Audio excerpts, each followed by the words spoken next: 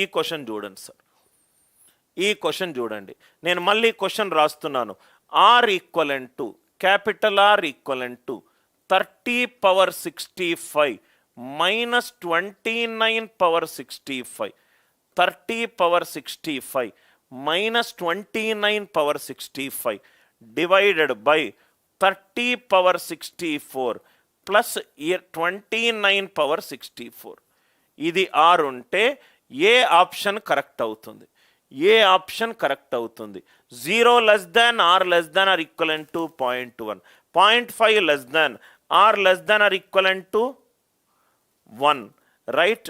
0.1 less than or less than or equivalent to 0.5, or greater than 1.0. నేను దీన్ని అనిల్ నాయర్స్ వే కింద ఒక యునిక్ వే చెప్తాను సార్. రైట్, అనిల్ నాయర్స్ వే. దీన్ని నేను మొన్న దశాంశంలో ఒక కాన్సెప్ట్ యూజ్ చేశాను.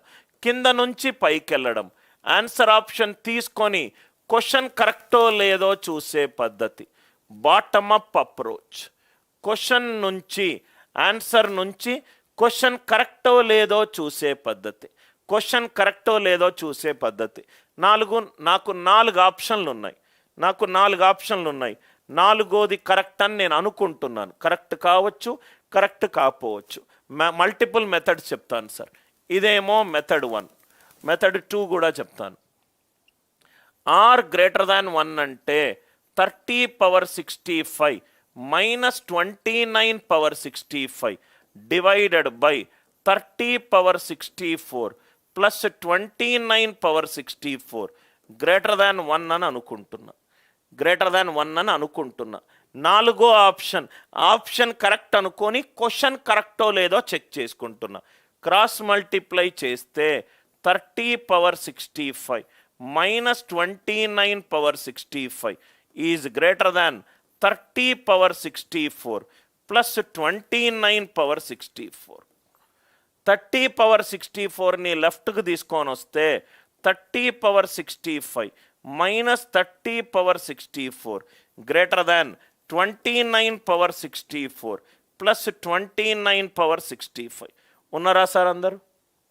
30^64 కామన్ తీస్తే 30 మైనస్ 1, 29^64 కామన్ తీస్తే 1 plus 29, 1 plus 29 is 30, 30^64 by 30, 30^63 is greater than 29^64 by 29, 29^63. 30^63 30 పవర్లు సేమ్ కదా sir. 30 is greater than 29, 30 is greater than 29. డెఫినెట్గా కరెక్ట్. కాబట్టి నాకు ఆన్సర్ ఎంత? Last option 6 greater than 1. Answer చూసి క్వశ్చన్ కరెక్టో లేదో చెప్పాను సార్. ఆన్సర్ చూసి క్వశ్చన్ కరెక్టో లేదో చెప్పాను. 30^65 minus 29^65 divided by 30^64 plus 29^64 cross multiply చేశాను. 30^63 గ్రేటర్ దాన్ 29^63. ఇది ఒక మెథడ్, ఇది ఒక మెథడ్. ఇంకో మెథడ్ కూడా నేను ఎక్స్ప్లెయిన్ చేస్తాను సార్. ఇది ఒక మెథడ్, మెథడ్ 2. నిన్న నేను మెథడ్ 2 ఇక్కడ చూడండి సార్. మెథడ్ 2 నేను మీకు క్లాస్ స్టార్ట్ అయ్యేటప్పుడు ఒక మోడల్ చెప్పాను సార్. ఈ మోడల్ చూడండి సార్. Right, optimise. వాల్యూలు కొంచెం కష్టంగా ఉంటే ఆప్టిమైజ్ చేసుకోండి. ఆప్టిమైజ్ అంటే ఏంటంటే ఇక్కడ మీరు అబ్జర్వ్ చేయండి సార్. క్వశ్చన్ అబ్జర్వ్ చేయండి. ఇక్కడ మీకు ఏముంది చూడండి. 30^65 డినామినేటర్లో ఏముంది? 30^64.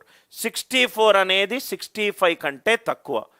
29 అనేది 30 కంటే 1 తక్కువ. ఇదే ఈక్వేషన్ని నేను ఇలా చిన్న వాల్యూలుగా రాసుకుంటున్నాను. 30³ మైనస్ 22³ బై 3² ప్లస్ 2². ఇలా రాసుకోవచ్చా చూడండి. ఇదేమో 30 బదులు 3 రాసుకున్నా. 29 అంటే 30కి 1 తక్కువ, 3కి 1 తక్కువ 2. రైట్ 64 దీనికి ఒకటి తక్కువ 3 square plus 2 square. So or equivalent to 27 minus 8 it is 19. 9 plus 4 13. 19/13 it is 1. Or is greater than 1. Optimisation method question pattern చూడండి.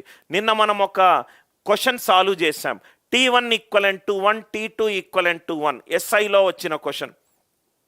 T1 plus T2 plus T3 till T10 ఏం చేశాము? 3 వరకు చేశాము. ఆన్సర్లో ఎలా రిలేషన్షిప్ ఉందో చూసాం. సేమ్ అదే సార్. ఇటువంటి పెద్ద పెద్ద వాల్యూలు మీరు చెయ్యొద్దు, భయపడొద్దు కూడా. క్వశ్చన్లో కాంప్లెక్సిటీ ఎక్కువ ఉంటే చాలా ఈజీగా అయిపోతుంది సార్. ఈ మెథడ్ పేరు ఆప్టిమైజేషన్ మెథడ్. ఆప్టిమైజేషన్ అంటే రైట్ ప్యాటర్న్ ఆప్టిమైజేషన్. అదే ప్యాటర్న్లో ఉండి చిన్న చిన్న వాల్యూలు తీసుకొని కండిషన్ ఏది సాటిస్ఫై అవుతుందో చూడడము. Pattern optimisation method. Pattern optimisation method. Are you all with me? 30^65 minus 29^65. Question చూడండి సార్. 29, 30 దాని మధ్య డిఫరెన్స్ 1 ఉంది. 65, 64 దాని మధ్య డిఫరెన్స్ 1 ఉంది. 3 cube minus 2 cube by 3 square plus 2 square. 27 minus 8 19. 9 plus 4 13.